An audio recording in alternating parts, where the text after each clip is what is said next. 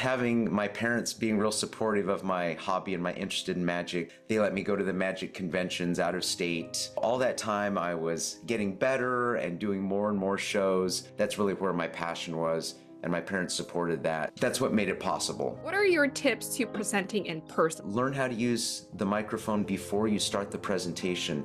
Like if it's not going to be loud enough for you, or if you're going to have to learn how to adjust the stand. Is there any additional tips that you can give to our audience about presenting virtually? If I want to zoom in, that's another button, and then that's my main view. So these are features you can use through Zoom if you're using a program like OBS. It lets you integrate pictures, video, audio, and change your cameras. Well, it's like coming up with all of these techniques using your hands, and yeah, you're very techie. Well, actually, I went to school for electronic engineering, so I do have... Connecting back to your magician experience, you have 28 years, it looks like, of magician experience. How has creativity played into your speaking abilities? I'm frequently asked to customize a little routine, but sometimes an event will have a theme. And I also did practice that at my Toastmasters club to make sure that it was going to work. We're ready for some magic. Do you want to show us some magic, Jeff? Jeff? Let's do it. I want you to take a wild guess. How much money do you think I have in the container? Not the number of coins, but the value of the coins. It was $5.55 worth of change. That's really freaky. Okay. Oh, please sit down. Toast and Tea, where we have all the tea, tips, and stories, here to inspire you. Hosted by Little Norway's Toastmasters. Hi, everybody. Welcome to the podcast, Toast and Tea. My name is Shantia Crowley, and I'm your host for today's podcast. Our guest today knows how to connect. It's what he does naturally as a magician. He's won dozens of awards for his creative performances, including Magician of the Year from Vancouver Magic Circle and Stage Magic Champion from the Pacific Coast Association of Magicians. 2 consecutive years, ParentMap Magazine awarded him a Golden Teddy for Best Live Entertainment, and his peers in Magic named him Seattle's funniest magician. But of all the accolades Pell, next to his most prestigious award of all, the 2009 Best Kept Lawn in Thurston County, Washington. Thanks for joining me today, Jeff. My pleasure. Thanks, Tia. As much as I'd love to learn more about your Toastmasters journey, the first thing I want to know, one thing that you've had an opportunity to do is follow your dreams. And so many of us, maybe even as kids, dream of becoming a magician or, becoming like Harry Potter, a wizard. What brought you into the industry of becoming a magician? So luckily, I started out as a kid being interested in magic. Well, not a kid, but when I was about 12 years old, I got interested in magic as a hobby. So I was able to do magic all through high school as a part-time job and through college while I was pursuing a degree in something totally unrelated. The nice thing about that is it gave me a lot of opportunities to do programs for private parties and organizations and some companies while I didn't have the pressure of really earning a full-time income as a magician. So I had plenty of opportunity to do a lot of shows before I actually went full-time performing. Wow. What was it that you said it was something that you did as a kid, like as a hobby, you picked it up, but what kept it? Because there's so many people who don't keep those hobbies as a kid. They totally transition into a completely different thing. Like what helped you keep that bit of magic with you? How did you transition that into adulthood? I think it helped having my parents being real supportive of my hobby and my interest in magic. Like they let me go to the magic conventions out of state and do competitions and stuff. So all that time I was getting better and doing more and more shows, so that by the time I was in college, I was making some decent money on the side. And I knew that that's really where my passion was. And my parents supported that. That's what made it possible, really. I think parents nurturing or creating that nurturing or nourishing environment for kids is so important. In fact, there's a show I was just watching the other day called Below the Deck, and they have a chef on there. He's very young. He's 22 years old, but he started cooking in his teen years professionally with people who were advanced, who were experienced, and I think that helped to foster his skills. So that makes perfect sense. I imagine being a magician, I looked at your YouTube page and I saw how you engaged and connected with your viewers. You're having to build these skills with communicating with people, and maybe Toastmasters help to play a part in that. Can you tell us a bit more about that? It definitely does. When I'm doing my show, I'm usually saying the same things every single time. However, there's always things that pop up where you have to be more improvisational, and that's where Toastmasters has really helped. Also, when I went on began doing virtual programs, I found that there were a lot of situations where I was doing new material and in ways that I hadn't predicted. So it helps being able to, find the right words and communicate with people more on the spot. And that's where Toastmasters has been helpful for me. Also, occasionally I'm asked to do things like MC things or introducing other acts, and the Toastmasters is also helpful for things like that. How long have you been in Toastmasters? I believe I joined about 2011, so quite a Okay. while. That's wonderful. Tell me about your Toastmaster experience. Do you prefer to meet in person, online? Do you like to do both? What has that experience been like for you? So our club, the Don Talkers Toastmasters Club, we meet in Tumwater, which is right by Olympia. We meet every Tuesday at from 6:30 to 7:30 in the morning.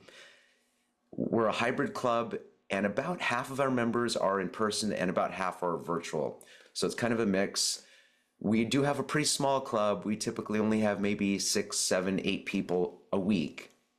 So if you are interested in a hybrid club that meets in the mornings, feel free to get in touch with me and I can get your Zoom information. So like 6 in the morning, that is early. You guys are early birds to Yeah, be. 6:30. 6:30. That is early. I guess I'm a nighttime owl, so that would be a little rough for me. It's early for me too, Hmm. but it's the best way to get it Get in and up, right? Wake fit up it into your schedule. and engage with people, connect with people first thing in the morning. And we have a really fun group. It's a great way to wake up in the morning. So Jeff is going to be showing us some magic tricks later, but we're going to dive a little further into his Toastmasters journey. So have you done competitions before? Have you done the Pathways program? What has that been like for you? I have done a couple of competitions. I haven't done very well, but it was a good experience. One of them was in person and one was virtual.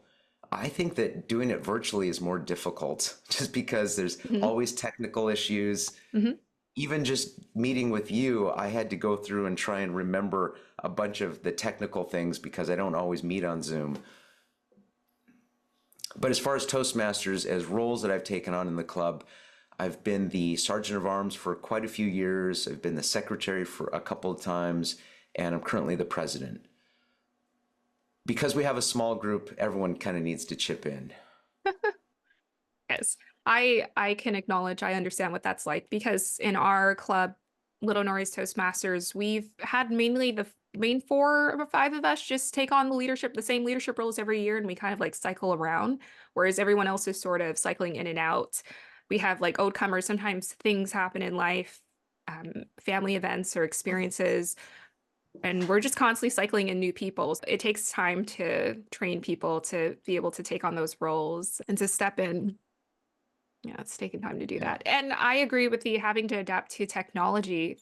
It can be quite difficult because even with us, we were originally meeting in a community room where they had an owl, and the owl costs like $1,000. So it's great because it moves with you when you're speaking and it has multiple cameras attached to it and a speaker.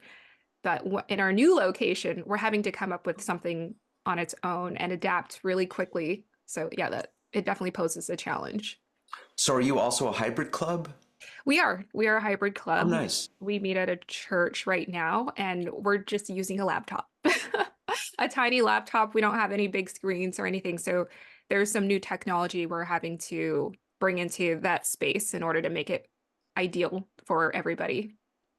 It is a challenge. I've also done some banquets where I'm the magician and they've tried to do it hybrid, and it's really difficult to do that. You have a wonderful setup going on right there in the background. I know you were just letting me know earlier before we started that you had just put that together, but it's visually such a nice space. I'm looking at it and it looks great. Thanks. Yeah, a couple of years ago, or a few years ago now, when everything went virtual, I had to convert the back part of my office into this Zoom room. So I put up several lights. There's a couple lights you can't see in front of me, of course. And I can also bring down different backdrops. I've got a white one, I've got a chroma key one. So at times there are some special things I can do in this room, which I probably won't be doing anymore because I'm really not doing many virtual events. If you don't have to, I don't see the point in it. Being in person there's so much benefits to being in person with people, being able to connect with people. It's a very different experience.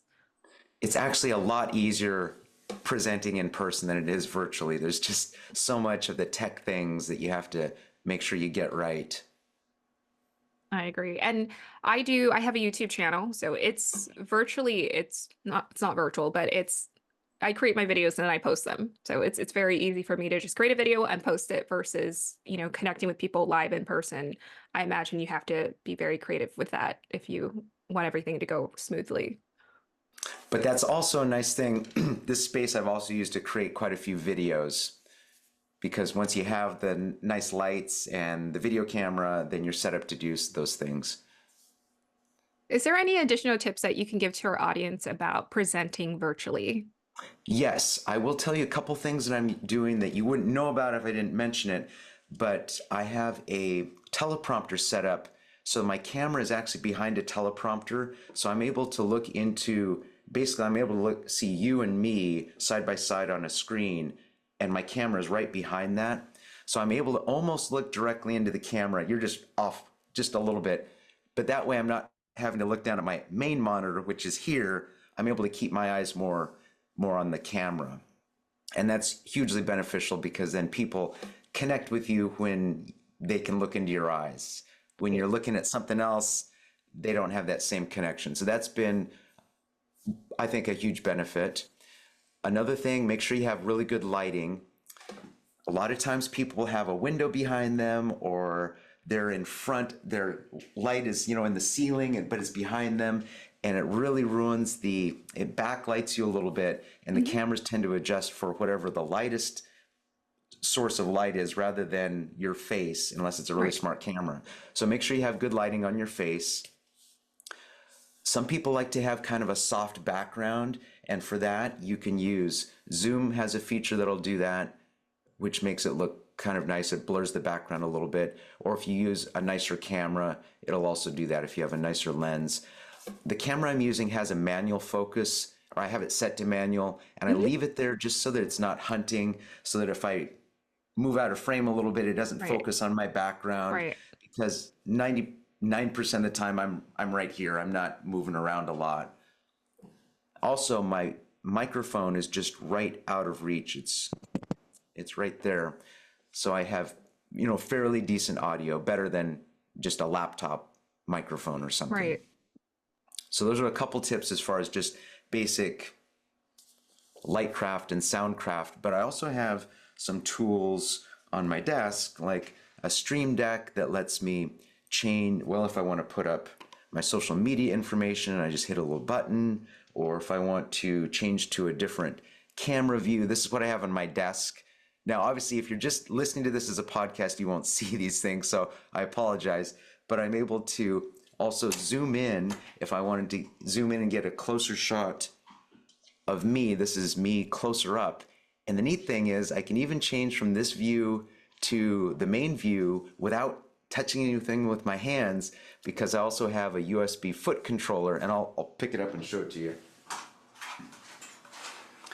So this lets me change in between scenes in OBS. Like I have this set for applause. So at the end of a trick, if I want applause, I hit this button.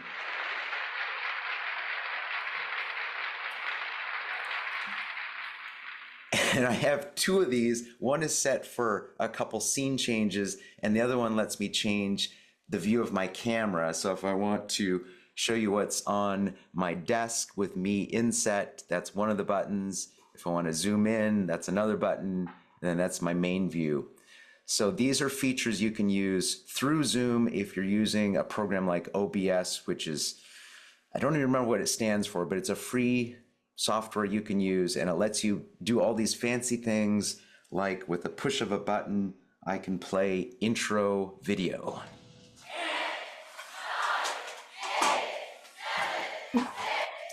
And you get the idea, but it lets you integrate pictures, video, audio, and change your cameras for free once you learn how to use the software. And if you want to buy a couple things like, you know, a Stream Deck or the foot switches, you can, but you don't need to. You can also operate them just by quick keys on your keypad. Wow, that was a very thorough presentation. Have you done a video like that on your YouTube channel where you talk about presenting virtually? You have? Yes, right after the pandemic started, when I was putting all this together, some of my performer friends saw my virtual show and they said, "Hey, how are you doing that?" So I did put together a video, and I think it's on YouTube. If you do it, and you don't have to look at mine, there are tons of other ones. If you do a search for OBS and Zoom, you'll see some of the capabilities. But I did put together, I could actually play it for you now, but it's like 5 minutes. I don't know if people are listening on just as a podcast, it would be pointless. I'll go ahead and link it. We're linking your Cool. YouTube channel, so I can add the specific link for the video in the That'd be description awesome. box for people. Yeah. It would No, have been in. that's phenomenal. No, the tips that you're giving are great. There are actually some YouTube channels I watch where people are doing all of those things, and I'm like, how are they doing that? So I like to keep my setup very simple. I actually have 3 lights that are on. I have all my window shades shut so that, you know, I'm getting this front lit with the computer and my lights. So, you know, I understand the technicality of the lighting, and it's really cool. You are quite well versed in the technical aspect. It almost seems like you have an engineer mind that's at work here, and maybe that plays a part into your magician career as well. It's like coming up with all of these techniques using your hands, and yeah, you're very techie. Well, actually, I went to school for electronic engineering, so I do have Okay. a little. Well, a the little big technical giveaway there. background. Yeah. That's really neat.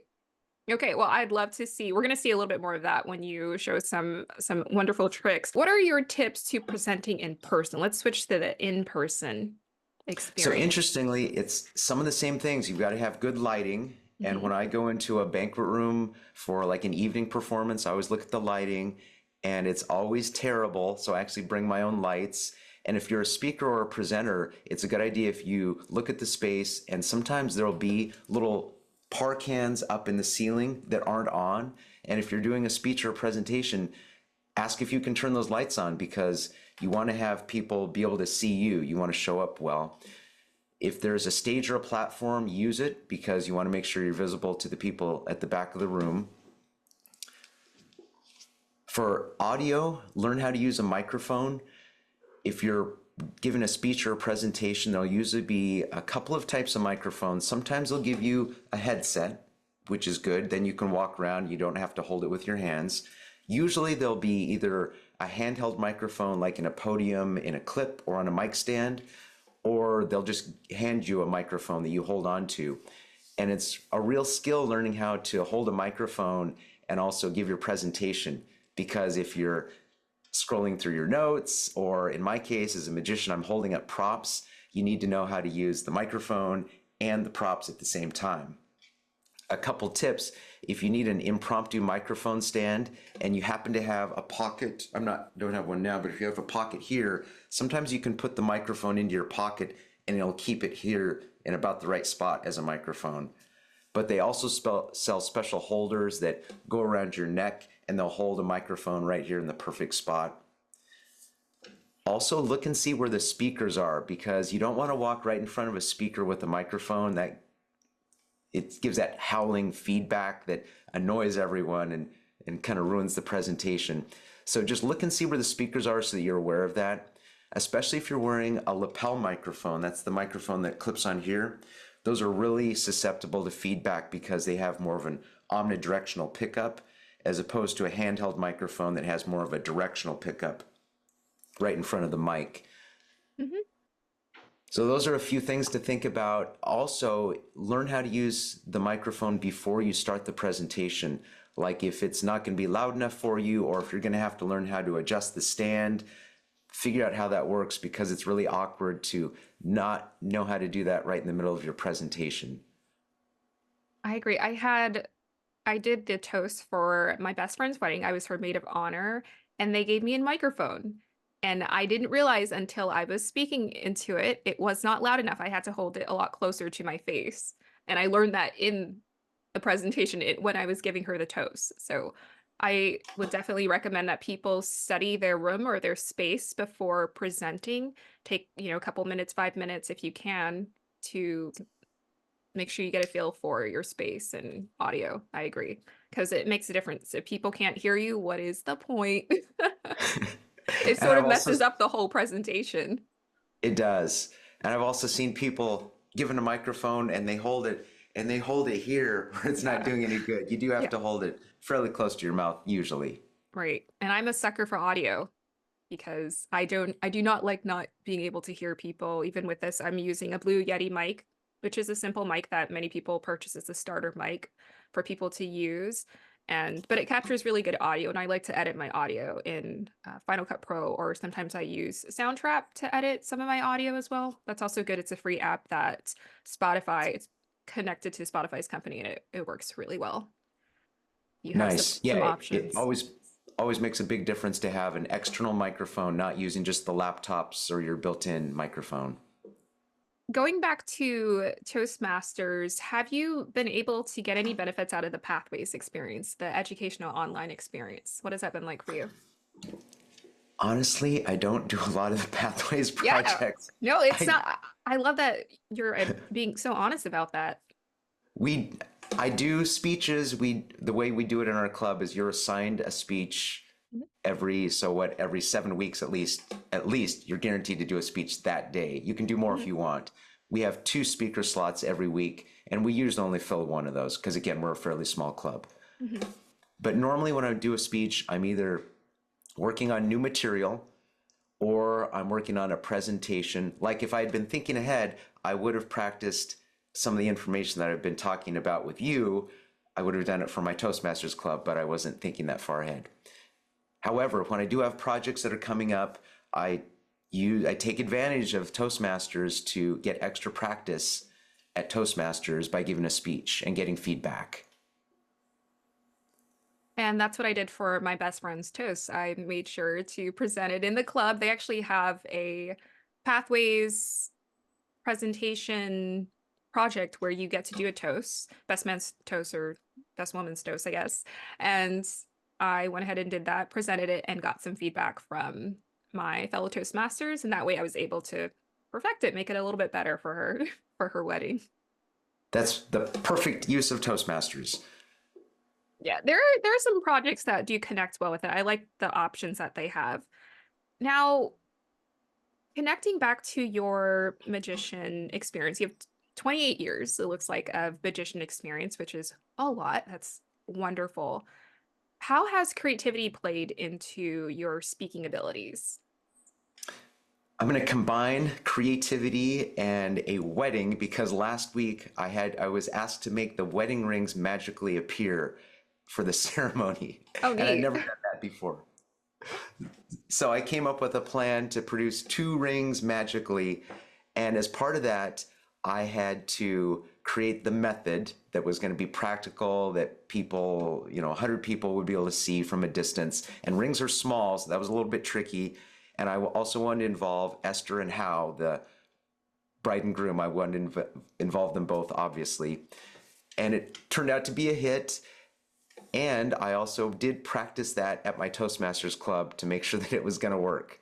So that's another example of using Toastmasters as a great way to practice for something that you're going to be using.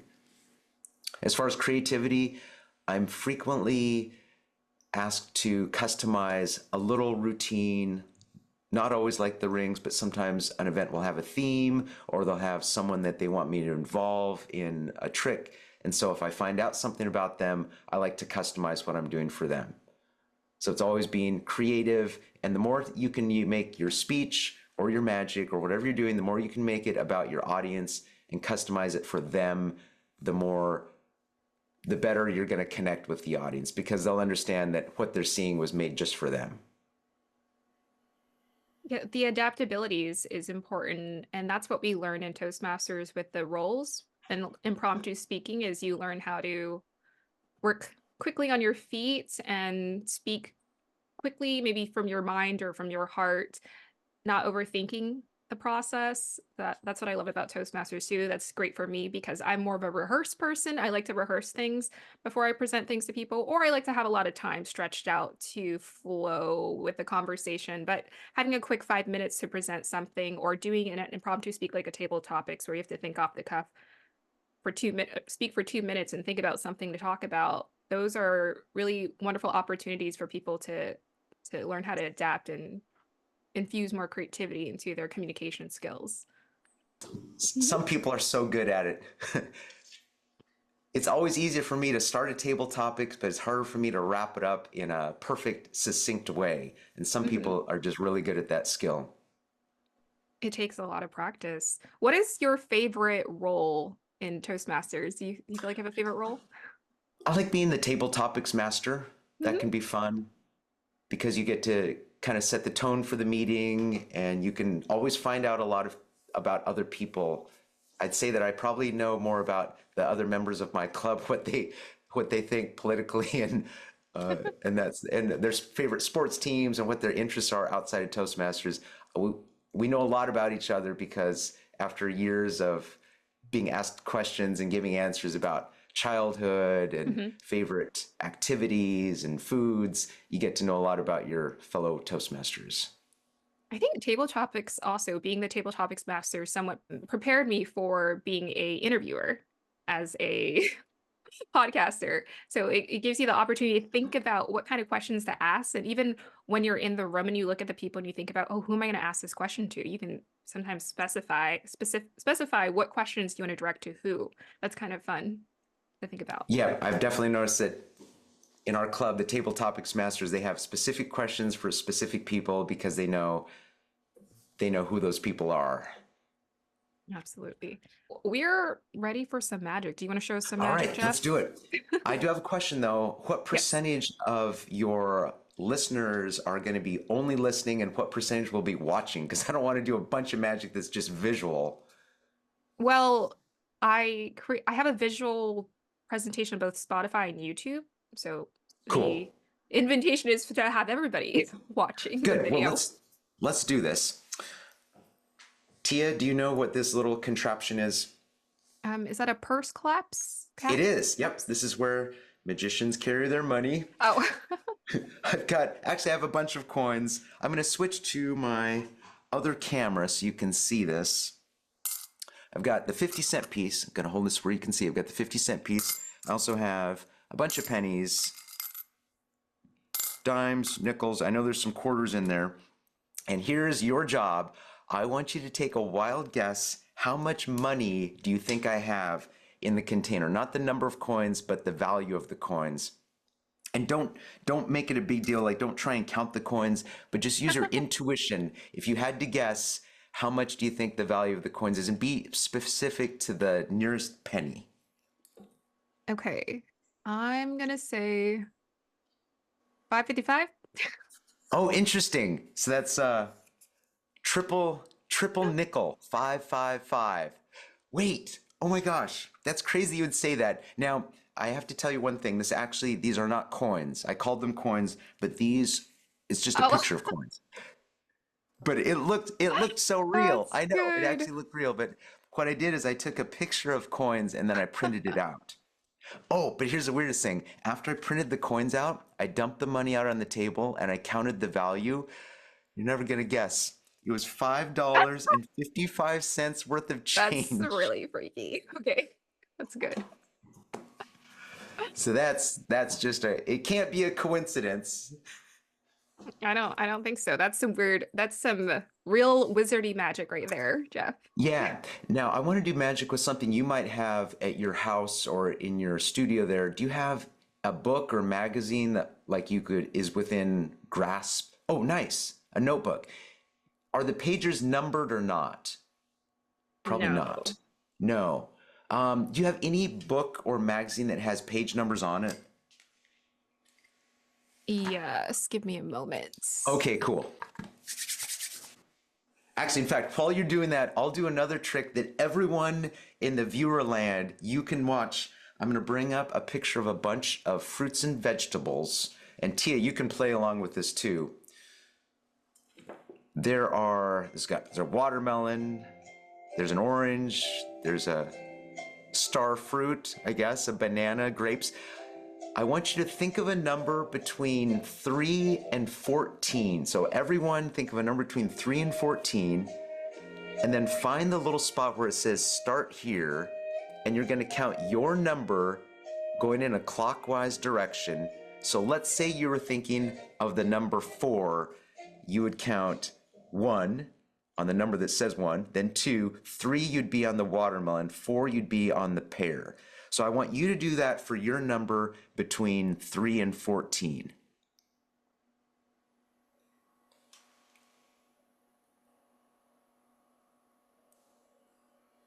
Now at this point, everyone is going to be on a fruit of some kind. And I have no way of knowing what that fruit would be. But to make it even more random, I want you to move your same number counterclockwise. So if you stopped at the raspberries, now you're going to go counterclockwise, the same number that you went originally. This is going to randomize it even more, so go ahead and do that.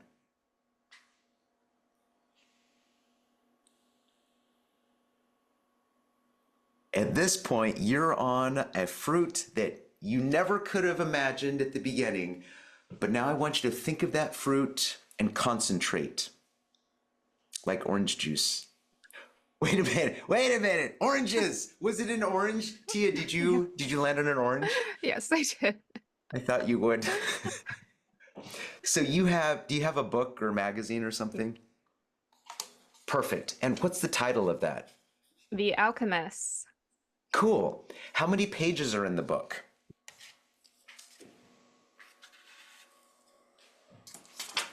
177. Okay, I want you to think of a page number between 1 and 177. Don't say it out loud, just think of it in your mind. And I'm going to write it down. Okay, don't change your mind. I am committed. For the first time, what page number between 1 and 177 are you thinking of? 44. No way. 44, I actually wrote. It's going to be hard for you to see, but I wrote page. Is it showing up there? What? Oh, it's hard to see, but it is good. 44. Yeah. Oh man, I was like, But is he gonna wait, get it? let's take it a step further. I want you to open the book to page 44. Okay. All right. Now, don't let me see it. I Oh, want okay. you to look at page 44, and I want you to find a word. Don't use a word like and or the or of. Make it a word that has at least 5 letters. It can be more than 5 if you want. But once you find that word, oh, I should have mentioned this earlier. I have an envelope that's clipped to my light back there. So I just want you to know that that's there. What word are you thinking of? Pyramids. Pyramids. Okay, that's crazy. I was thinking about that earlier, and I'll show you why. I didn't tell you this, but I wrote a little piece on a piece of paper.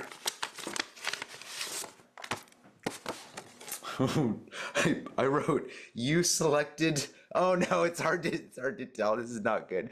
It's pyramids. Oh wow. Yeah. Whoa. Because I knew.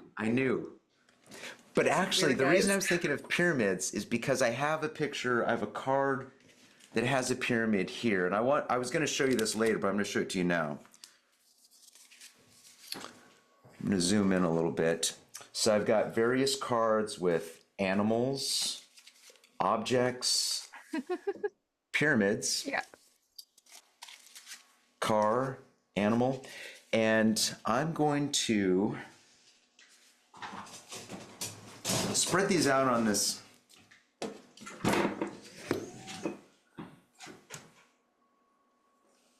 table that has different squares. I'm going to put 2 cards on each square, and some of these are going to be face up, some of them are going to be face to face.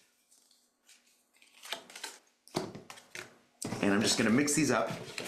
And in a moment, Tia, you are gonna decide the order that I assemble these cards into a packet. And on the back of this pink piece of paper, I have a prediction of what decisions you're gonna make before you even know that you're making them. So tell me what color you want me to pick up first. Do yellow. Yellow. And do you want me to hold the cards like this, or do you want me to flip them over?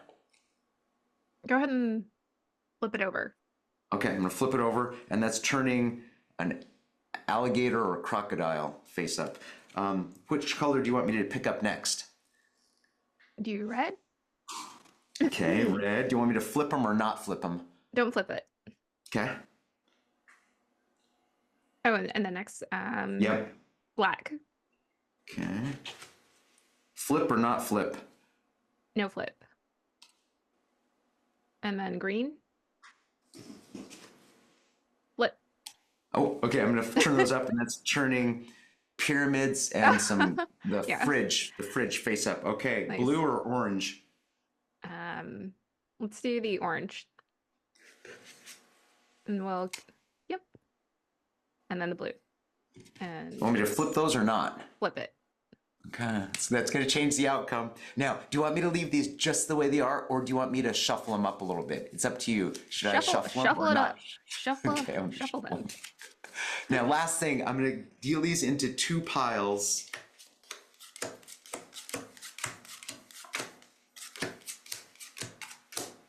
Totally random, totally haphazard. Last decision. Do you want me to flip the blue cards over onto the red, or the red flopped over onto the blue? Flip the blue onto the red. Okay, I'm gonna flip these over like that. And now I'm gonna show you my first prediction.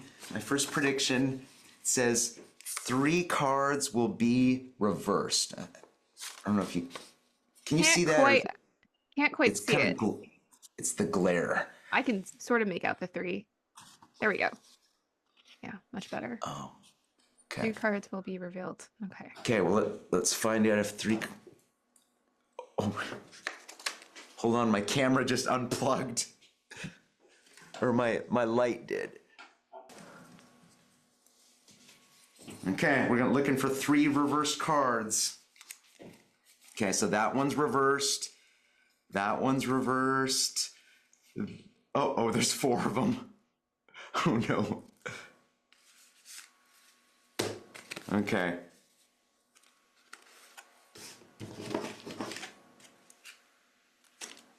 I'm hoping this is going to show up. So what was supposed to happen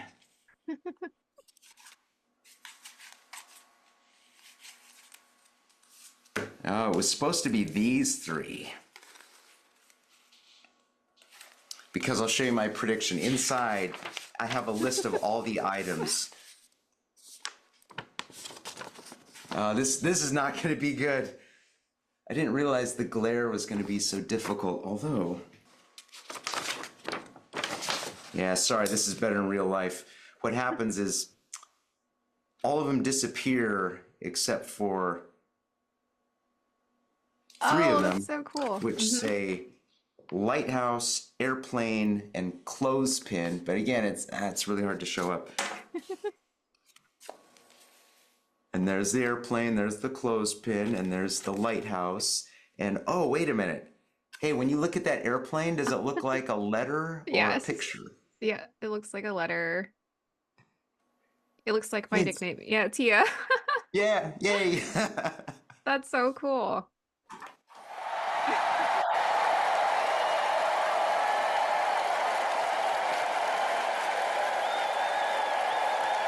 Oh, please sit down, sit down.